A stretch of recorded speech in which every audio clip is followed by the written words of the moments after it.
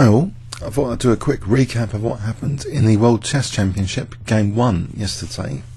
Vishy Anand was playing white against Magnus Carlsen and kicked off with d4. So this was being played in Sochi, Russia, which is 3 hours more than UK time.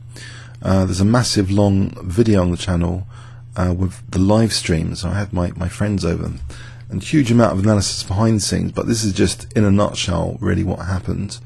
Magnus chose knight f6, so it wasn't a Slav defense. I was already relieved, and I guess many spectators were. It wasn't like the Slav can be a bit dull sometimes. We saw instead the Grunfeld defense, because knight c3 d5 is the Grunfeld defense, named after Ernst Grunfeld, one of the leading hypermodernists. White now played c takes, and after knight takes, Vishy didn't play the most standard move, e4. He played actually a move which is second most popular in live, but bishop d2.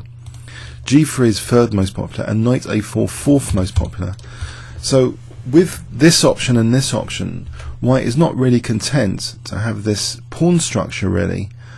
He doesn't want to have that b pawn move to c3 with either knight a4 or bishop d2. So they're very interesting weapons of choice, and maybe putting the Grunfeld player a bit out of their comfort zone. So bishop d2, we see Magnus playing bishop g7, and after e4 now the point is revealed that the bishop can recapture, and it stares at the other bishop, so that after d5 at some point these bishops can be exchanged and potentially weaken Black's king side a little bit. After castles, now in this position we see the move queen d2. Knight f3 might be asking for a little bit of trouble with things like bishop g4 with pressure still on d4. We see now that it might be a little bit tricky for Black to play c5 in this position, which looks kind of thematic. It wasn't actually played, and is actually the most played move in the position, though statistically in live vote this is the most played move in this position. It's the standard move. Magnus chose a rarer move, just with 8 games in live vote, knight c6. So that's an interesting decision here. Maybe he was trying to get Vishy out of territory. With c5, the most popular is not to take the pawn but to play d5, and the game might continue like this. So there's quite a few games in this variation, so it's very different from the game continuation. But we have a very different feel to the game with Magnus's move here. Knight c6 is a bit Shigorin-esque, blocking the c pawn, relying on just pure piece power for that pressure on d4 here. White now played knight f3, and this actually reflects a dynamic decision that White will not mind potentially double pawns after bishop g4. He has to resolve this d4 issue now, and he does so quite radically with d5, accepting the possibility of double pawns now. After bishop takes f3, it's not a good idea to, for example, take here. This is not good. The bishop takes e4, and there's nothing for White there. That's not very good at all. So Vishy's actually accepted this possibility of double pawns, but he doesn't take immediately. Perhaps that's viable to take immediately. The engine evaluation is about the same for g takes or bishop takes, actually a little bit about the same. He actually took on g7 first, so slightly different variations with this bishop eliminated, and that's I guess one of the main points of the system, to try and weaken Black's king safety with the exchange of those bishops. So king takes, but we have this radical dynamic pawn structure, so it's very interesting with the double pawns here. Will this bishop versus the knight be any good? Knight e5. White doesn't have to deal with this, because after castling queenside he's relying on a little trick here. Knight takes, there'll be check and picking up that knight, so that pawn is not immune, sorry, it's not capturable here. We see c6, and this highlights ideas of a temporary pawn sack, and also to try and open up lines for the rooks against the king. It also introduces possibly queen b6 in some lines, looking at f2. So it seems a very, very logical move. And we see now a move which can only be explained in conjunction with another move. We see this move queen c3. Well, in the short term it's putting pressure on the diagonal and forcing f6 from Black, But longer term, you might think a rook on c8 is dangerous. But white has the intention of later bishop h3 already, I guess, here, to try and stop the use of c8. So it makes queen c3 a lot more justified for its upsides without the downsides. So we see this f6, bishop h3 now. So this controls that c file. The bishop's also got potentially the e6 square to be perched at. We see c takes d5. And now, yes, there's an interesting crossroads here at move 16. If rook takes d5, then queen b6 is actually quite annoying on this f2 pawn. This could be quite annoying indeed. I mean, white doesn't really want to play a passive move like this. It doesn't bode well. In fact, here, this might be completely winning for black, this position with e6, cutting the control of c8. So rook c8's on the cards. Yeah, so that's actually completely winning for black. So, in fact, e takes d or f4 seems to be the only viable choices here. Okay, so now, in this position, knight f7 was played. If queen b6 was played here, white could continue with f4, say knight here, and well, there's the control. There isn't the e6. It can always be taken. So that's the point. The bishop's definitely controlling c8 here with the pawn on d5, even though the pawns look totally fragmented. So in the game, yeah. So e takes d5. In fact, queen b6 wasn't tried here. Knight f7. The knight just went back. And here, it looks as though, actually, black might actually be threatening something like knight g5, believe it or not, hitting the bishop and encouraging an awkward concession. This move f4 controls both the e5 and g5 squares. So the bishop's still controlling that diagonal. That's the key thing here.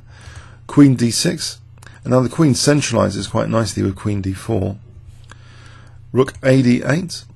And now we see the bishop perched on e6. If a natural move, you might think this move, it would allow black to use that pin on the d pawn with e5, and this could be potentially useful for black, even in this position. I'm not entirely. Actually, it's not entirely clear. White might still be okay here, but this possibility of e5 was extinguished with the pawn on e7 actually being blockaded here with bishop e6, which means actually this technically is a backward pawn which pressure can be built on. So Nimzovich, restrain, blockade, destroy. The restrain part has been done for that pawn. Just building up pressure next, potentially. So queen b6, wanting the exchange of queens.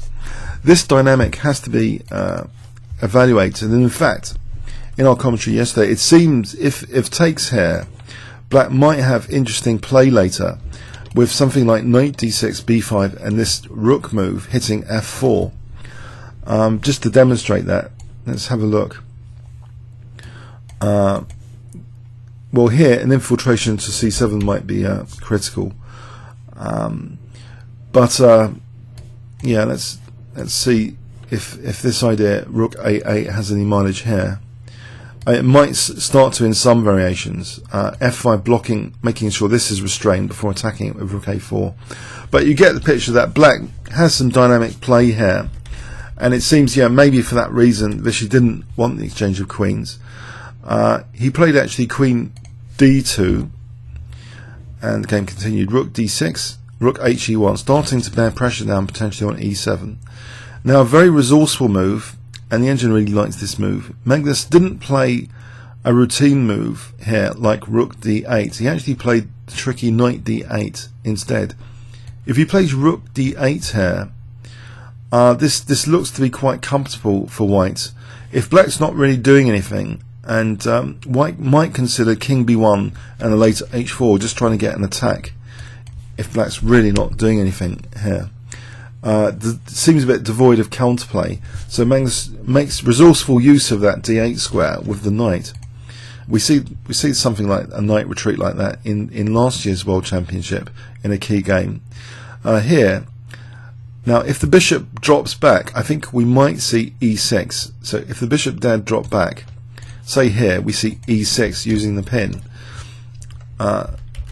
and if g4 again, we can play e6, and yeah, it just seems as though the bishop is best off just being supported here. So f5, and that also of course tries to liquidate the double pawns potentially, but there still could be some weaknesses even if the pawns are liquidated. It's the squares, as though white might potentially be overstretched here.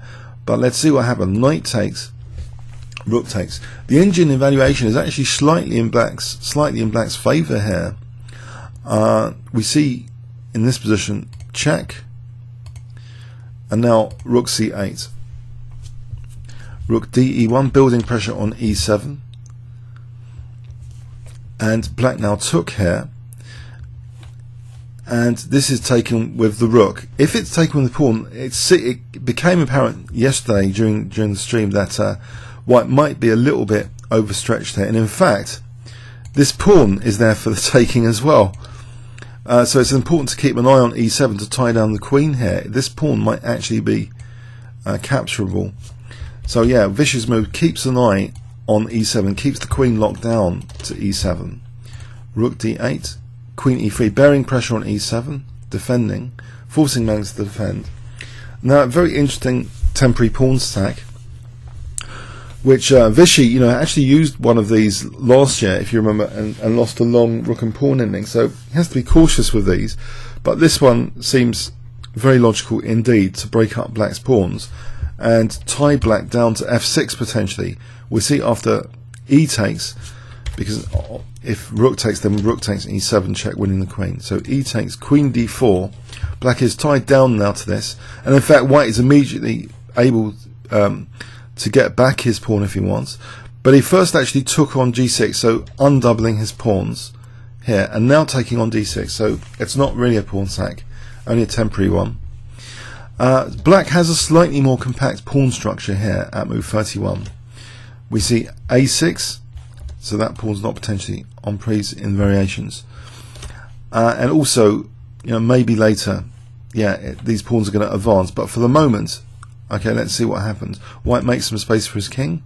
The pieces are quite optimal. They're very difficult to improve. We see queen a5 now. So this might carry the idea of things like queen f5 check, which could be annoying, or queen e1 check. We see f4, queen h5, looking at h2. That's protected. The queen's slightly decentralized in protecting here. Queen drops to c5 now. So Magnus is being a nuisance here. There's this question, has white got any exploitable weaknesses? Black seems very compact. Rook d5, queen c4, rook d7, and now we see queen c6. And okay, here we see actually the rook's not coming off. If rook takes, this ending looks as though it should potentially be a draw. It's very complex, lots of perpetual check opportunities. So you see the tension being maintained actually in this game with rook d6. Check. But it seems here after rook e7 that Magnus is centralizing somehow and has improved the pieces from a few positions ago, just slightly. And queen c1, queen c1 holds onto the f pawn. But now Magnus launches what seems to be an offensive try to win the game with a5, as though he's going to try and lock down these pawns. And we noticed yesterday in the transitions to rook and pawn endings, sometimes with this lockdown, black's pawns would be quicker in resulting rook and pawn endings. So these things have endgame implications to try and slow down these pawns potentially. Queen f1, a4, so locking down the queenside pawns. Technically, the engine's favoured black's chances here, even more than half a pawn actually. We see rook d1, queen c2, and it looks as though black's got all the threats here, like rook e2 and even rook e3. It looks potentially dangerous. We see now rook d4, which has a great idea of putting pressure on a4 and also using that b4 square to defend here and attack here. So it's like looking after all 4 pawns, in fact, from b4, a remarkable rook on b4. But in this position, we notice there's a cheapo that black has, which might actually have a logical basis to it. Magnus actually played rook e2, but actually there's a cheapo move, rook e3 here, which threatens something quite nasty. Let me see if you're awake still. If white played a token move like this, he didn't. I mean, this didn't happen, but if white plays this, can you see what black can play here? If I give you 5 seconds to pause the video. Okay, black's got this mate in 2 trick with takes here. Then queen b3, so that pawn's actually quite an attacking unit near the king. But Magnus didn't try this. I mean, it seems even if, you know, if rook b4, black here appears to have a very strong rook b3, and this is like -2 this position in black's favour at a certain depth. Let's have a look. You know, rook takes here, queen takes h2. This looks absolutely miserable for Vishy Anand. So maybe, you know, this is actually a major opportunity in this position after rook d4 to play rook e3.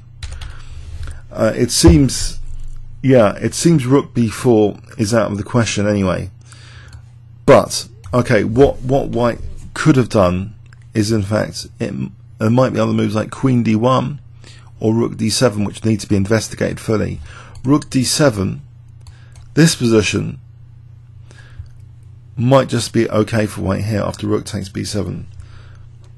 Rook b3, taking out the b7 pawn makes a difference here in this position. With that passed a pawn, this might actually, apparently this is less than half a pawn advantage to black, this position here. It looks a bit scary though, I mean, but yeah, it might be that white's actually looking at g6 here. Yeah, it's interesting. It seems black's got the pressure here and a small advantage, but it's a queen ending.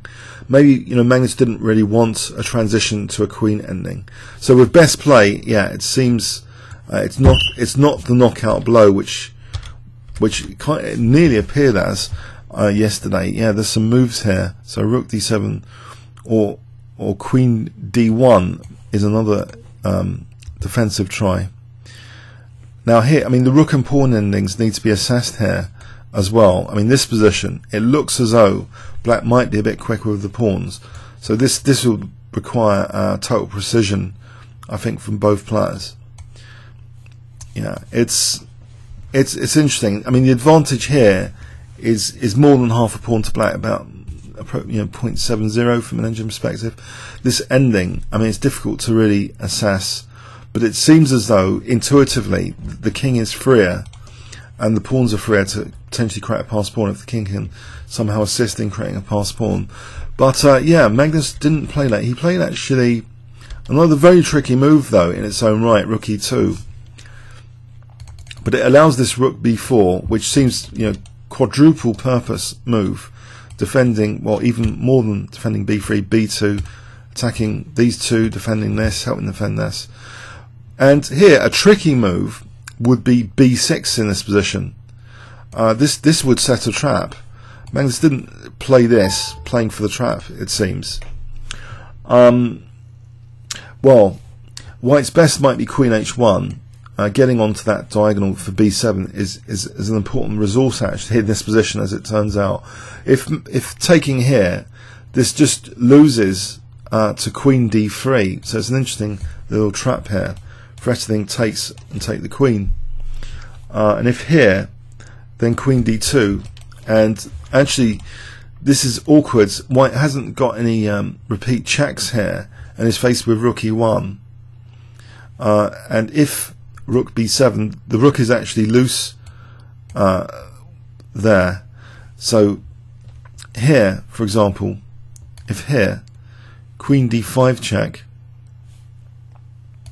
with the rook being attacked now, queen rook d2 with rook d1, and white's just overloaded potentially now in this position, and the queen stopping king a2. So this is the trap being set, and that's how disastrous it could be. And there's no check there anymore. There's rook d1 being faced. There's no king a2. So that would be a kind of disaster scenario set up with this move b6, which we thought was quite cunning. But Magnus actually played b5, and why it really needs this next move, which was played, which I've shown you, so I'm not going to test you on it, is queen h1. It's really needed for that b7 check possibility, which it would control. Taking here would control c4 and d5 as well. So this check is stopped, and here again it's too risky to take here. This is another little trap line. If taking here, check, wins the rook basically, so that's not good. Nope, that's easy to see compared to the other one. So queen d5, threatening the pawn. And we see rook e1, and basically now a draw is forced with check, check, check. So drawn at move 48. This is a very, very brief commentary in a nutshell. It's like a Stephen King novel yesterday. If you want to look at the video on the channel, all the variations, unbelievable behind the scenes variations, which three of us were looking at.